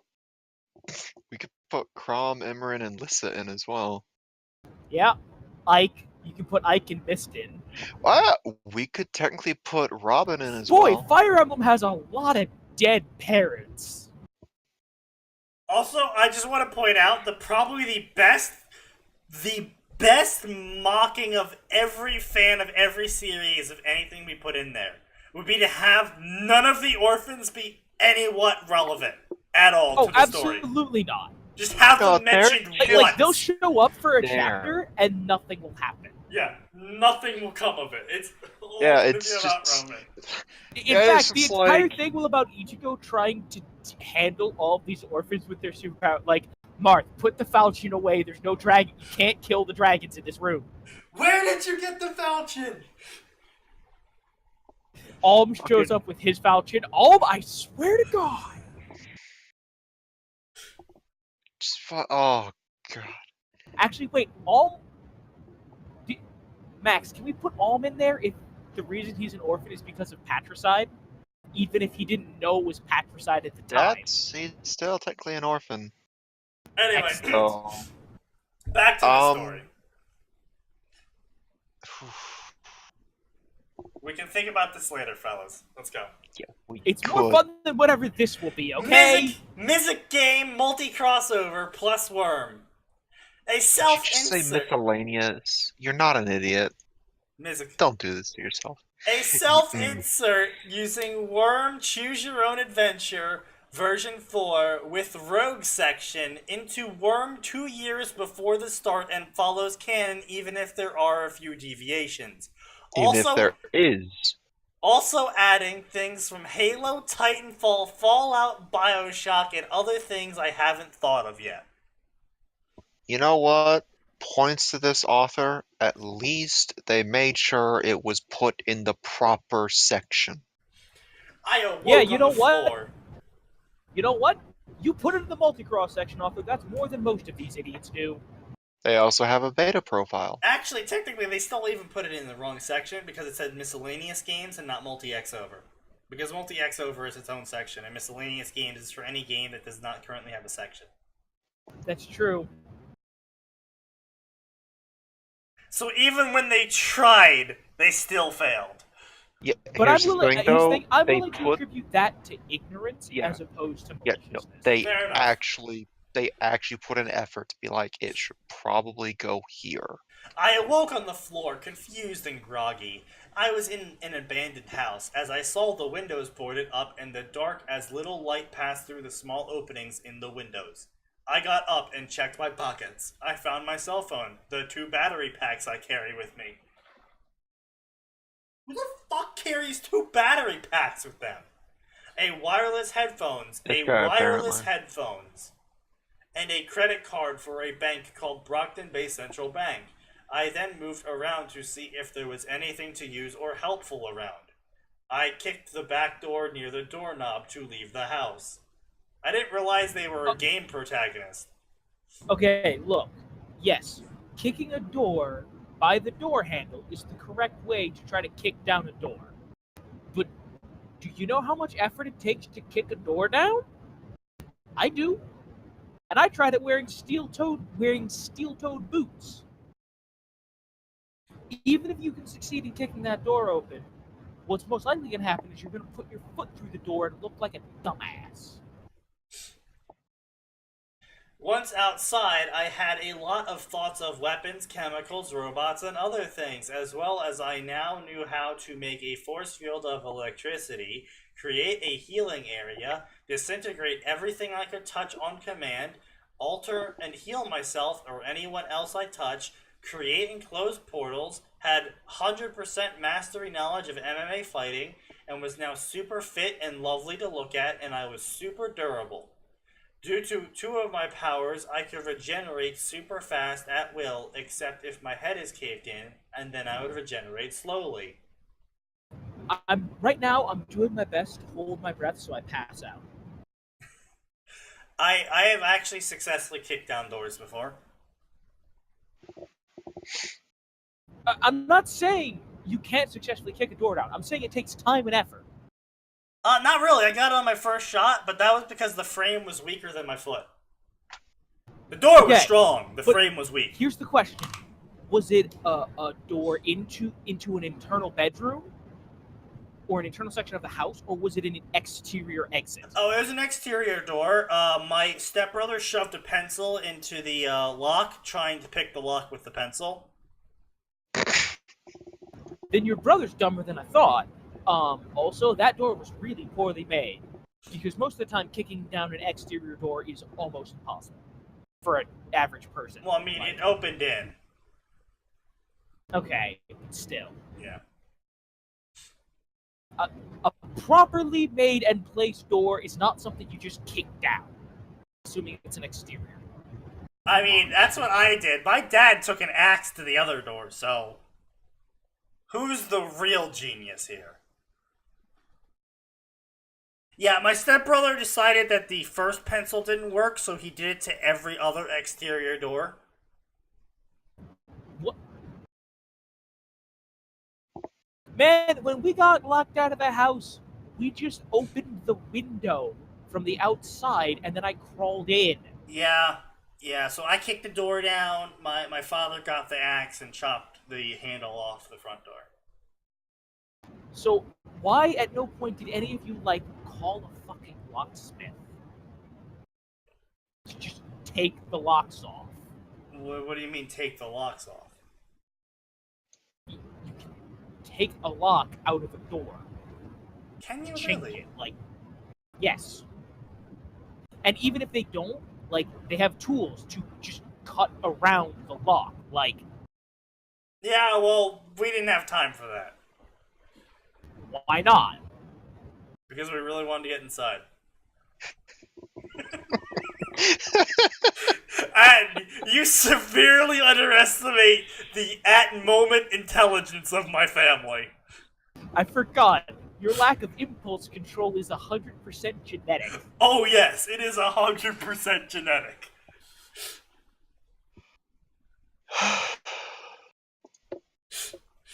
Forward thinking my family do not do. No one thought we shouldn't break down every door to our house. Look, my stepbrother thought he could pick a lock with a pencil. Right. But then you decided to independently smash open multiple doors. Yes, because I thought the axe idea was incredibly dumb. Why is the axe dumber than kicking the door? I don't know, I just thought it was. How has your family procreated? Successfully and multiple times. That's not what I wanted to hear. I just remember, kids, I am one of 5.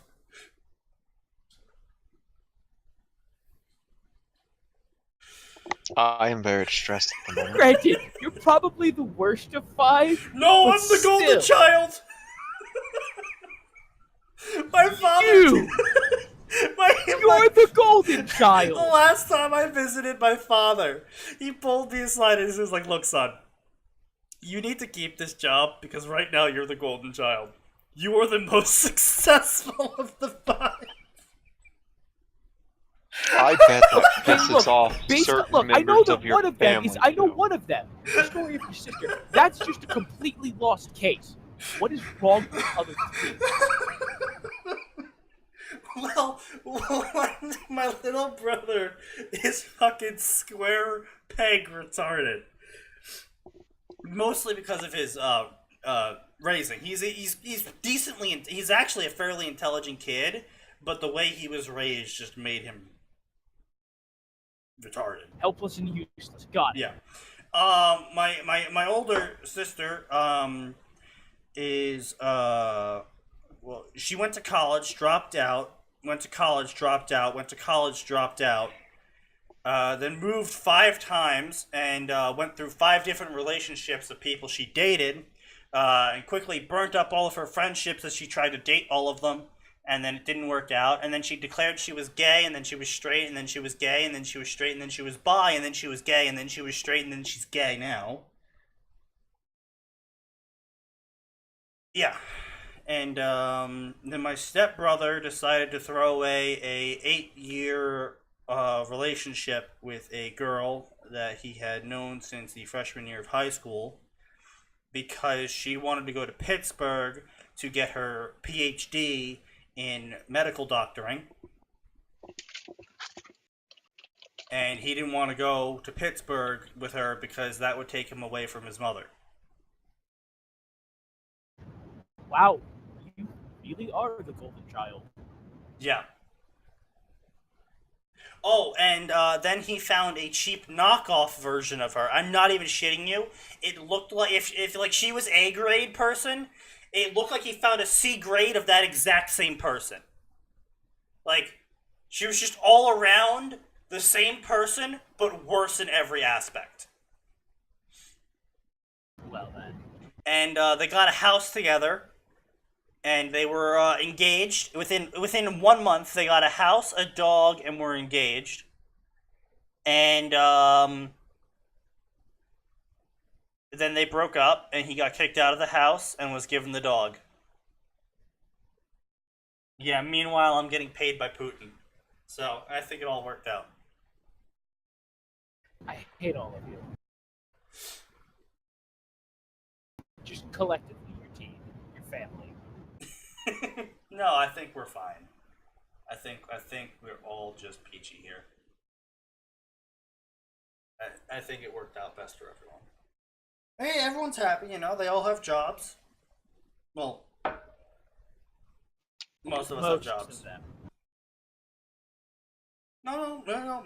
My older sister is a apartment manager now. She makes more than me. Anyway, we have trash. Is a teacher. Enough airing dirty laundry. Oh, that's not dirty laundry. They're gainfully employed with decently high incomes, considering everything.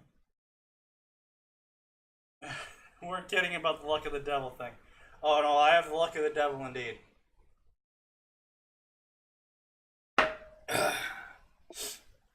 In everything I do. Anyway, so, blah blah blah, I'm super OP, blah blah blah, walking around, lay of the land. Blah blah blah. Walked into the tellers and told them I had amnesia and if they could tell me everything they could about the card I had.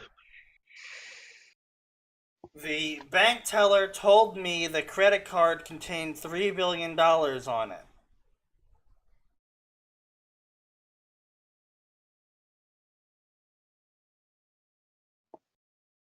Author. I had a mini panic attack when I realized where I was. As I now realize that I was on the Wormverse. I understand there's such a thing as you write a self-insert to feel good about yourself and feel powerful. How can anyone derive any satisfaction from saying, I have everything in the book, I have all the money, and everything is awesome? Oh, but hey, this will totally still follow canon. This will totally still follow canon, even though I'm basically OP as shit. Once I was done, I called to buy some land near the docks for a factory. I bought 2 city blocks for $4,000.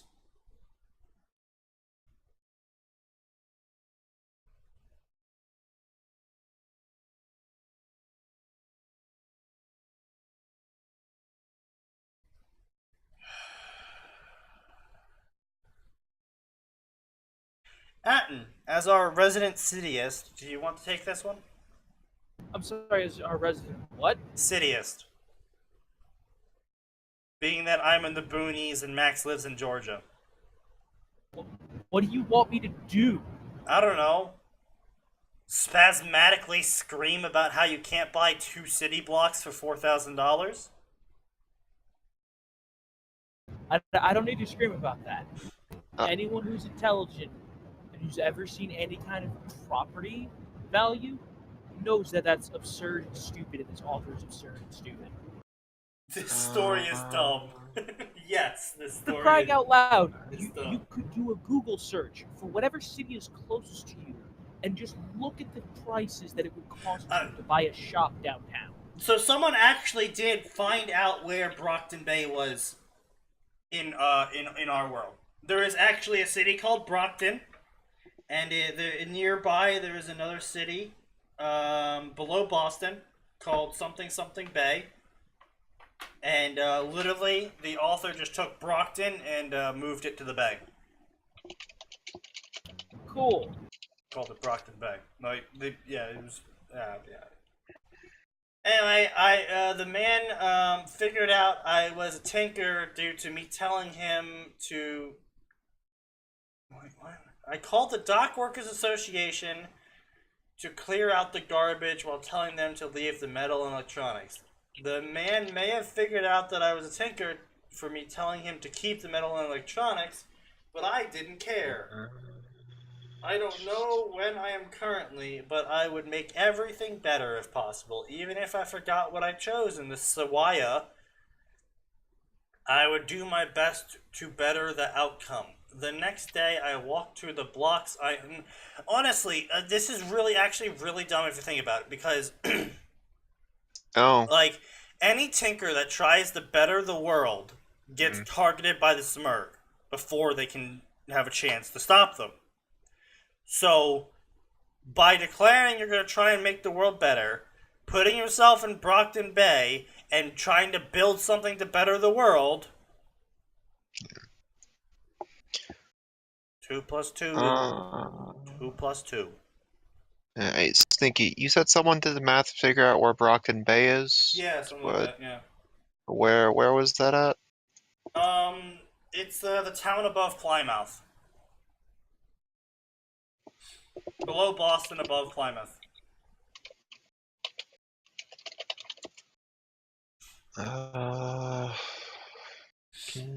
Why? Okay, I want.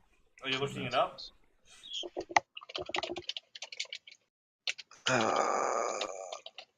Hang on. Plymouth County.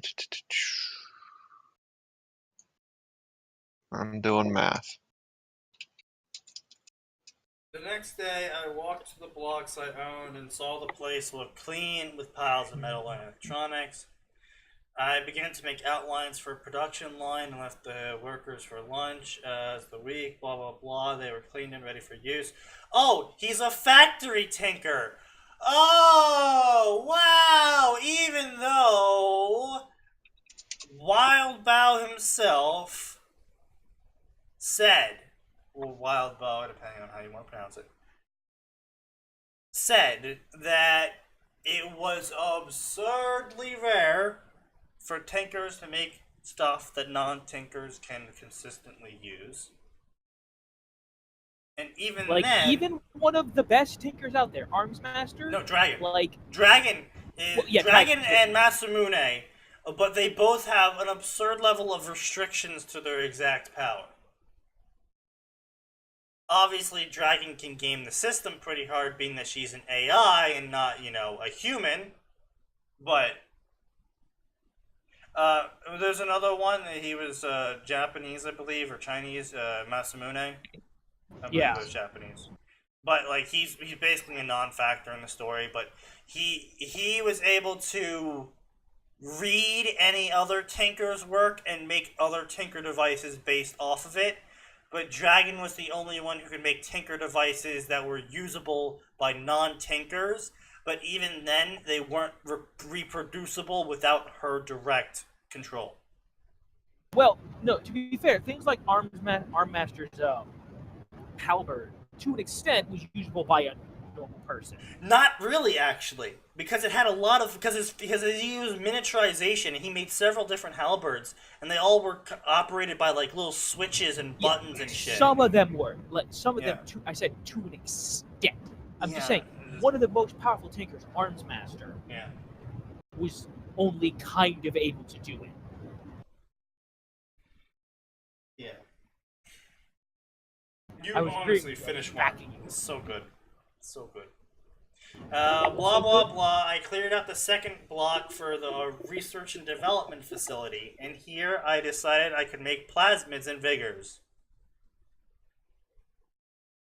without the addictive property of plasmids.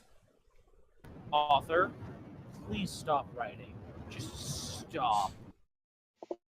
I checked my work to make sure the formulas were good, and then injected the electrobolt plasmid into me.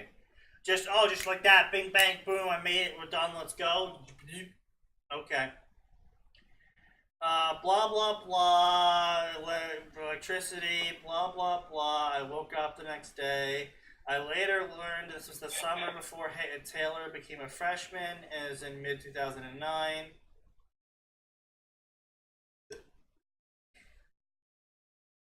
Blah, blah, blah. I could see two options.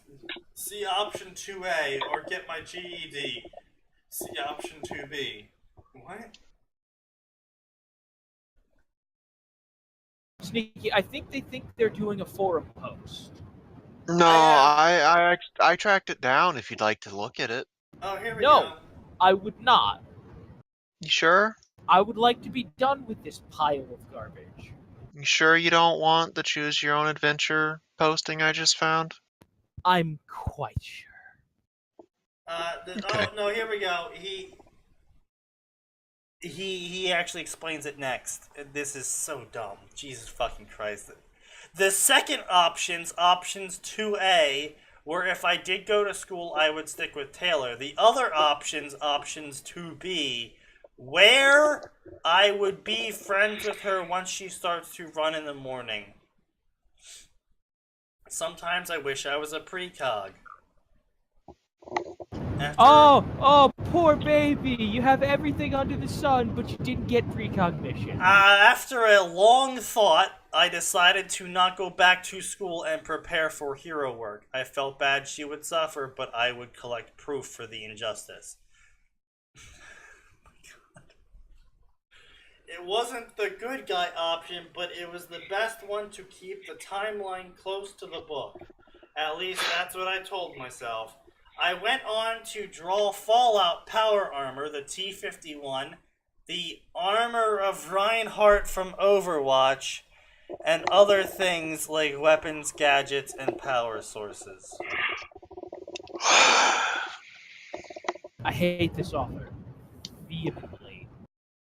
I am already tired of your shit. I wrote the designs to get a better grasp of the tech and my powers, and was also useful for any magical emergencies and R&D. Okay, so another canon thing about Tinkers and Worm is they do not understand their own technology. It's literally magic. It's magic disguised as technology. It's literally they have the inspiration, they make the thing, the second they're done with the thing, they instinctively know how to use it, and they know how to repair it. They don't know how it does what it does, beyond like, oh, it puts the energy through here to make the thing. Like... Okay, right, but you didn't answer the question about how you're summoning Cthulhu. Well, you see, you take this, and you put it here, and you go there. Okay, yes, but Cthulhu. Yeah, basically. 1 year later! By this time, I had 1,000 autodocs in hospitals across the U.S., and I had put a GPS and thermite into them as well if they were moved out of the hospital. After the first 5 attempts to steal an autodoc and 2 attempts of reverse engineering, everyone who wanted to do that stopped doing that. I expanded my facilities 10 more blocks and made a dick doll, the cure for any addiction in existence, Radex, Psycho, military only, making people fight better, stim packs for healing of minor to mild injuries or crippled limbs, Med-X, morphine, but better and addictive, Protectrons, Mr. Handies, Omni-Tools. I named the company The Revolution, and the slogan was, "The revolution has started and it's here to stay." See, this is the kind of garbage I hate, because this is just the author spewing something they thought would be cool onto a page, with no thought, no idea as to where it's going. Aside no from idea the what fact they're trying that to there's do. a shit ton of laws that prevent tankers from selling shit, there's a shit ton of laws that prevent capes from owning businesses, there's a shit ton of laws. There's a reason why the elite formed, and that's basically all of the reasons. Apparently no one ever tried to recruit him, and if they did try to recruit him, we just assumed that he raffle stomped them because they weren't even mentioned.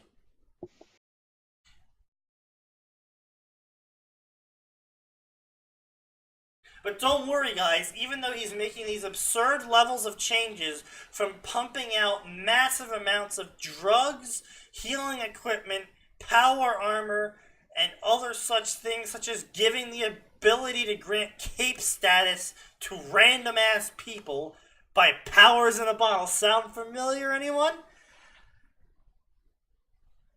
No changes were made to the timeline. Completely canon, still. Don't worry, guys. I had a personal robot workbench in the R&D building that had all of the Fallout robot parts on file and some tonics from the first 2 BioShock games in development. And Just shut the hell up, Sneaky. Like, I am so done with this. I don't know if they heard me before or if I got cut off by your rant. I just hate this low. This isn't even low effort. There was no effort. There was no This effort was here. the author spewing utter garbage onto a page because they thought it sounded cool. This makes me so angry. I know. Because at least most of the trash we read on here, the author at one point said, what if I were to put X in Y? How would that change things? Would it change things? Would it be interesting? I think yes to all of these questions. Instead, I'll write a harem. This isn't even that. Yeah, it gets even better. In the R&D building I created, I also made arachnid warriors from Starship Troopers with armor made of graphene over a layer of D30 to make them look like ODS troopers, and an undersuit made from armor that was insulated and pressure sealed. So anyway, he made power armored troopers out of arachnid warriors from Starship Troopers? I guess. I don't even care. Wait, so we got power armored spiders? How Why? Things. So that Skitter can use them. Duh. Literally the only reason. Yep. You all can move on. Okay. And like, you know what? Here's the thing that annoys me most. Like, oh, like a tinker who could make like T-51 power armor? That'd be really cool. Like, honestly, I would love a worm story in which, and yeah, I'm hesitant to say OC. Kind of want it to be Taylor because it's less cringy that way. But yeah, someone gets the ability to build Fallout tech, and like they're building the laser gun, and it's got recoil and shit, or they build the laser musket, and it's got arcing lasers, and someone just has to go, but that's not how lasers work. That's how my lasers work. Yeah.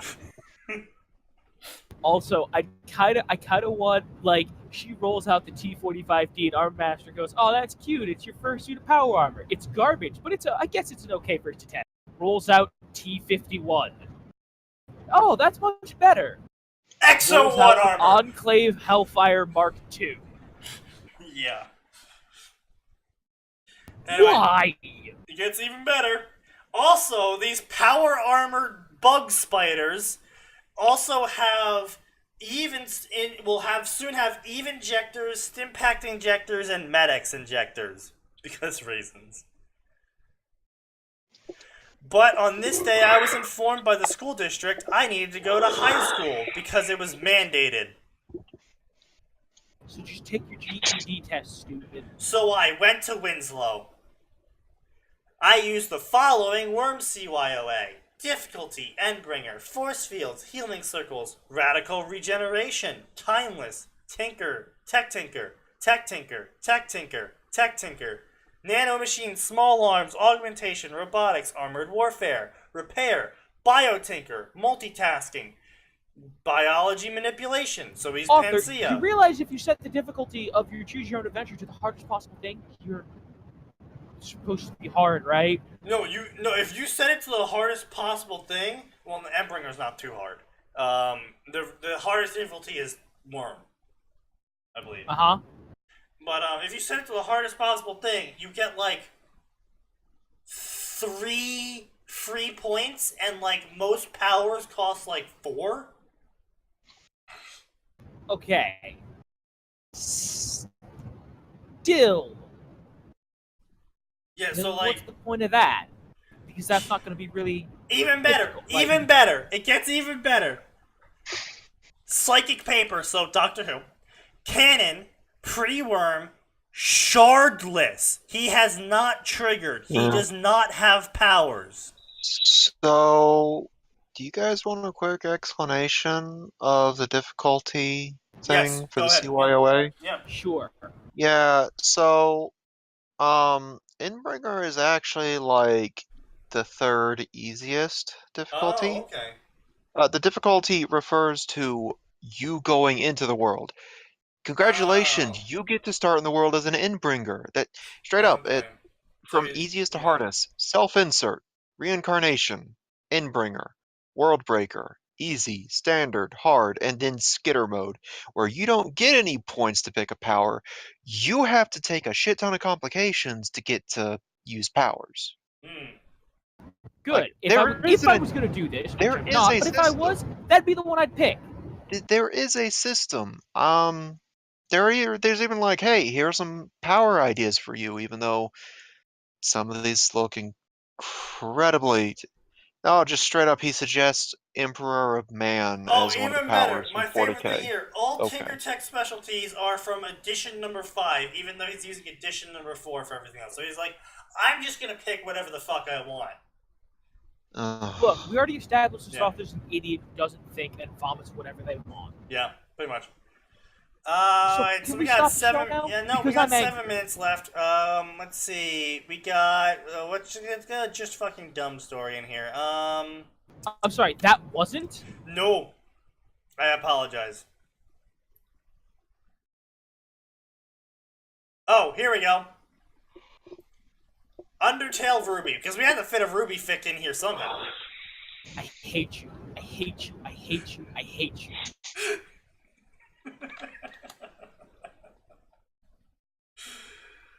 Do not be surprised if I just skip the Ruby this Sunday because of this shit. I just want you to understand that. Yeah, I might not show up. You know what I might do? Because I could go watch G Gundam with Max and my brother's girlfriend, and it would be way better. See, you could do that, but then you wouldn't see my reaction to the most boring season in existence. I don't know if I want to at this point.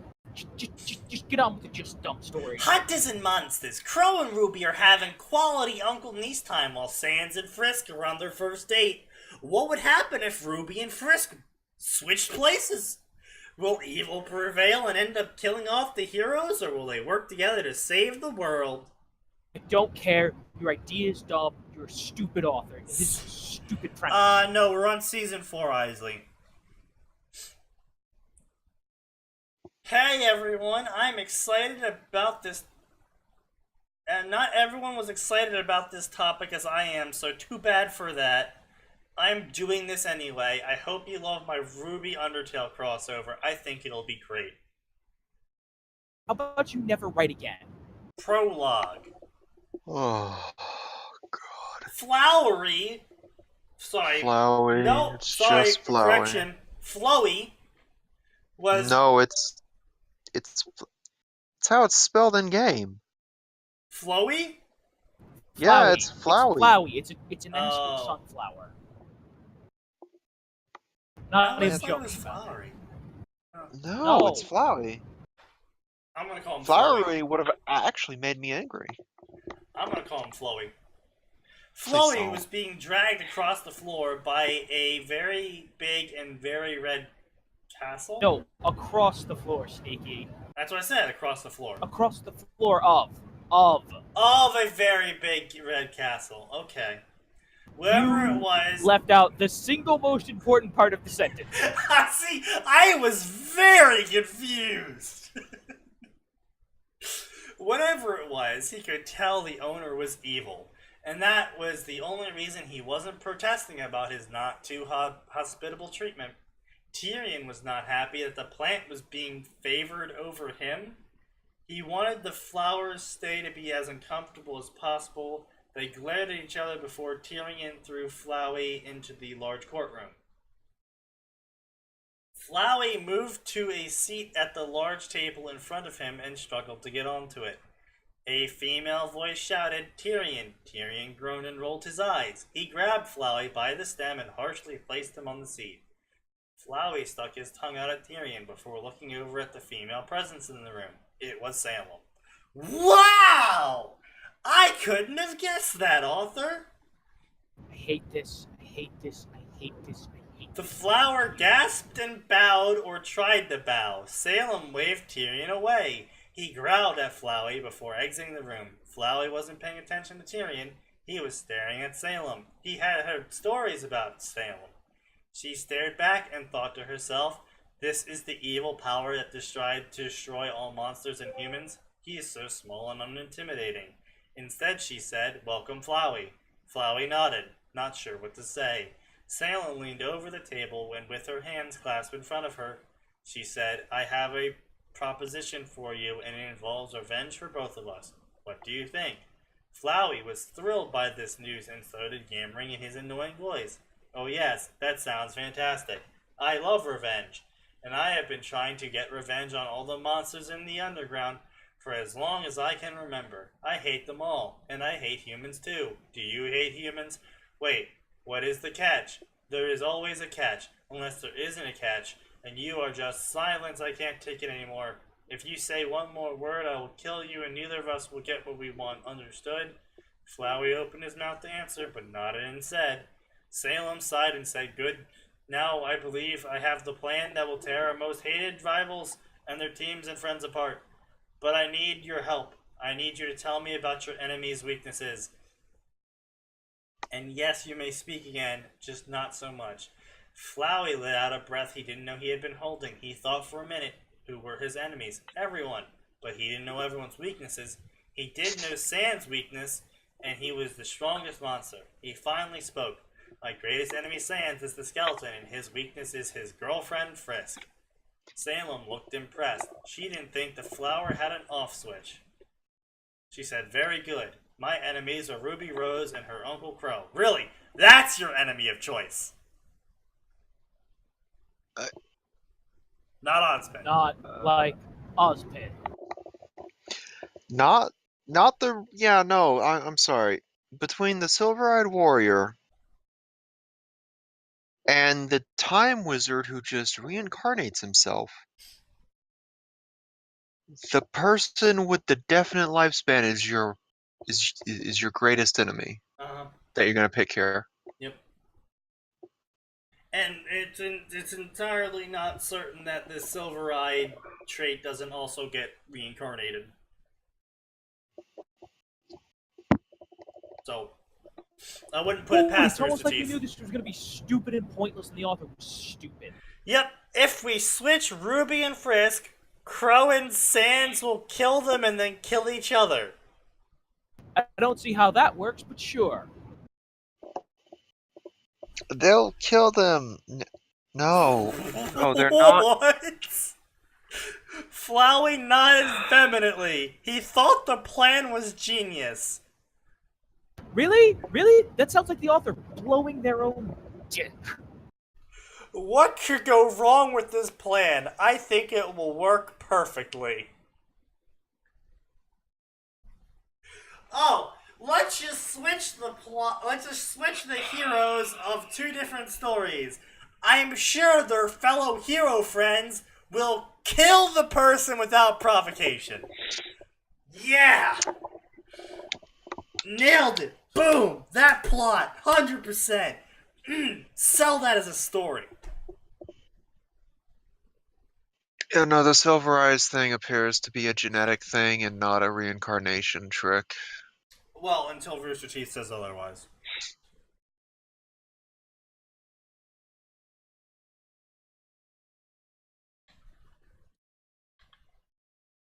All right. Well, that is. We have 2 hours. So even if we started a bit late, we still got those 2 hours in for y'all. All right, thank you all for joining us today. It has been something. This has been the worst show we've had in a long time.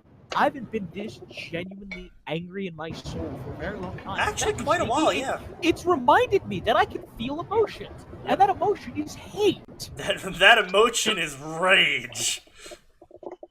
Yes, indeed. No. I reserve rage for people that are being stupid on purpose. All right. I think this is just an immensely dumb human being. Join us all next time, everyone. Tuesdays and Fridays, 7 p.m. to 9 p.m. Eastern Standard Time. Be there or don't be here. Honestly, we'd rather you be here, though. Tell your friends, tell your family, tell your co-workers if you are okay with potentially being fired from your job. Tonight was painful.